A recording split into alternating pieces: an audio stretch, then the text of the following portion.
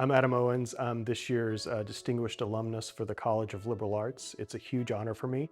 I'm originally from Junction City, Arkansas, although it's a bit of a misnomer because I grew up 20 miles from there in a little community called Three Creeks on a farm. I live in Washington, D.C. with my husband, John, and our adopted coonhound, Rigsby. My parents are still on the farm in Arkansas. They've just retired, still figuring out what that means and how to do it right. My brother, who's also a Louisiana Tech grad, he is in San Antonio. My brother's name is Scott, with his wife Lacey, and their two adorable children, my niece Kennedy and my nephew Britt. You know, when I went to Tech, it was certainly a change of pace for me. And, I went there to study political science, to, learn about government, because I eventually did want to move into the intelligence world. And I got to do that at Tech, learning about political science. I focused on international affairs, tons of history.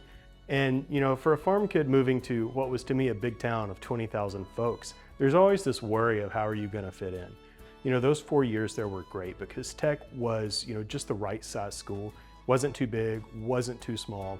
And you really did get a sense of community in the Tech family because of that size. There were so many ways to be involved that I probably was involved with too much, but you never felt alone there. I always felt like I had friends that, eventually became like family, professors that I could rely on. So there was this sense of you belong there.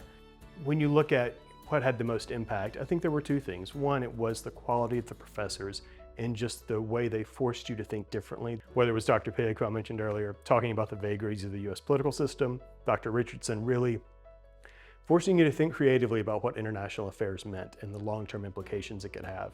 Because I've spent most of my career in external facing roles where I'm out representing companies or organizations in front of folks, being that orientation leader where you're in front of 1,000 freshmen and really having to corral their attention and get the message across, that was huge, and it really helped me build up my confidence of what I was able to do. And I know other folks come from across the country to attend as well, but I think when you look at what it's able to do for kids from small towns, from rural communities that don't have access or just exposure to all of the various things that you get in a major metropolitan area, Tech gives them the ability to expand their horizons, do it in a way that's affordable, and then give them the education they need to go off and really lead in their fields.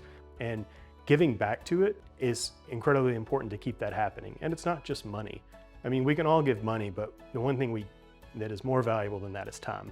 Volunteering with the university, making sure I'm networking with students, making myself available to talk to kids who may want to learn about my career. Anybody that knows me knows how much I love Louisiana Tech and how much I loved my time there.